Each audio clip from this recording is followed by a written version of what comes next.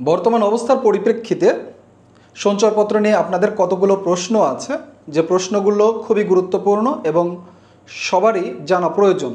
যাদের সঞ্চয়পত্র আছে বা যারা নতুন করে সঞ্চয়পত্র ক্রয় করতে যাচ্ছেন বা যারা সঞ্চয়পত্র ভাঙাতে চাচ্ছেন।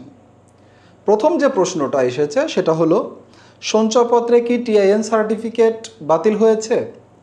সঞ্চয়পত্রের ক্ষেত্রে টিআইএন সার্টিফিকেট বাতিল করা হয়নি বা এরকম কোনো প্রজ্ঞাপন বা সার্কুলার আসেনি। সঞ্চয়পত্র ক্রয়ের ক্ষেত্রে আপনি যদি 5 লক্ষ টাকা পর্যন্ত সঞ্চয়পত্র ক্রয় করেন তাহলে সেই ক্ষেত্রে কিন্তু আপনাকে কোনো রকম টিআইএন সার্টিফিকেট বা পিএসআর অর্থাৎ আপনার রিটার্ন জমার সার্টিফিকেট বা অ্যাকনলেজমেন্টের কপি কিন্তু আপনাকে দিতে হবে না। কিন্তু যদি আপনার সঞ্চয়পত্রের পরিমাণ 5 লক্ষ টাকার উপরে যায়, অর্থাৎ 5 লক্ষ 1 টাকাও হয়, তাহলে সেই ক্ষেত্রে কিন্তু আপনাকে রিটার্ন জমার প্রমাণক জমা দিতে হবে। সেটা হতে পারে অ্যাকনলেজমেন্ট স্লিপ, সেটা হতে পারে আয়কর সার্টিফিকেট। দুটোর যে কোনো একটা আপনাকে অবশ্যই জমা দিতে হবে। এই ক্ষেত্রে টিআইএন সার্টিফিকেট লাগবে না, লাগবে রিটার্ন জমার কপি অর্থাৎ রিটার্ন জমার প্রমাণপত্র। এরপরের যে প্রশ্ন সেটা হলো, এখন সঞ্চয়পত্র কেনা ঠিক হবে কিনা, পরবর্তীতে কোনো সমস্যা হবে কিনা সরকার পরিবর্তন হলে?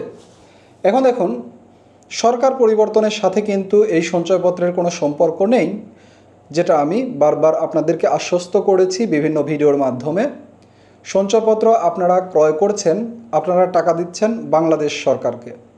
এখন এই সরকার পরিচালনার দায়িত্বে যারা আছেন তারা পরিবর্তন হতে পারেন যে কোনো সময়ে, কিন্তু বাংলাদেশ যতদিন থাকবে ততদিন আপনাদের সঞ্চয়পত্র থাকবে।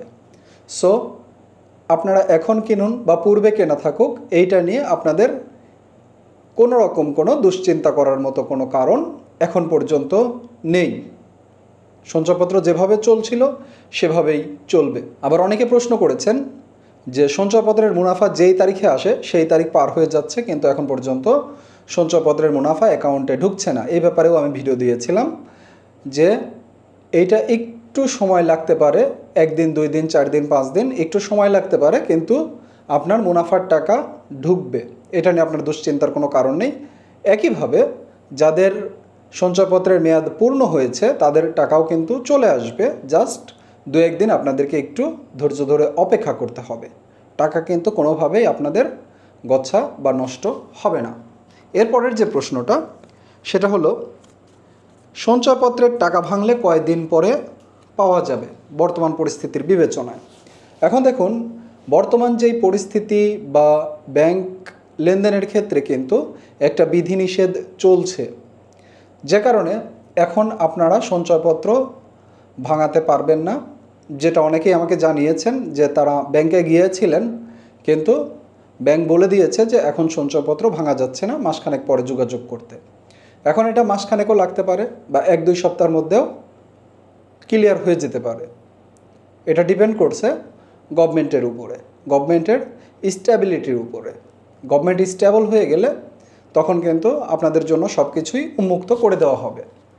এরপরে যে প্রশ্নটা এসেছে সেটা হলো, সঞ্চয়পত্র কেনার জন্য 5 লাখ টাকার চেক দিলে এখন কি তা অনার করা হবে? আপনারা জানেন যে ব্যাংক লেনদেনের ক্ষেত্রে 2 লাখ টাকা পর্যন্ত নগদ উত্তোলনের ক্ষেত্রে বিধিনিষেধ দেওয়া হয়েছে। তো সেই ক্ষেত্রে অনেকেই মনে করছেন যে এখন যদি আমি সঞ্চয়পত্র ক্রয়ের জন্য 5 লাখ বা 10 লাখ টাকার চেক দিই, সেই ক্ষেত্রে আমার চেকটা ডিসঅনার হয়ে যাবে কি না, বা আমি সঞ্চয়পত্র ক্রয় করতে পারবো কি না।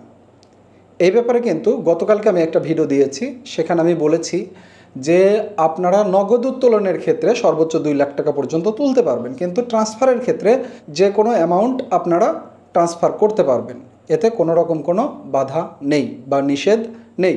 সো 5 লাখ কেন, 10 লাখ কেন, 40 লাখ টাকার সঞ্চয়পত্র ক্রয় করতে চাইলেও আপনার চেক ডিসঅনার হবে না যদি আপনার অ্যাকাউন্টে টাকা থেকে থাকে। আশা করছি আপনাদের যেই প্রশ্নগুলো ছিল প্রশ্নগুলো মোটামুটি আপনাদের জন্য ক্লিয়ার। আর এরপরেও যদি সঞ্চয়পত্র নিয়ে আপনাদের কোনো প্রশ্ন থেকে থাকে তাহলে অবশ্যই কমেন্ট বক্সে জানাবেন। আর চ্যানেলটা কিন্তু অবশ্যই সাবস্ক্রাইব করে দিয়ে রাখবেন, কারণ এই জাতীয় ভিডিওগুলো কিন্তু আমার এখানে নিয়মিতই পাবলিশ করা হয়। সো সাথে থাকবেন, ভালো থাকবেন, সুস্থ থাকবেন। দেখা হবে পরবর্তী ভিডিওতে ইনশাল্লাহ।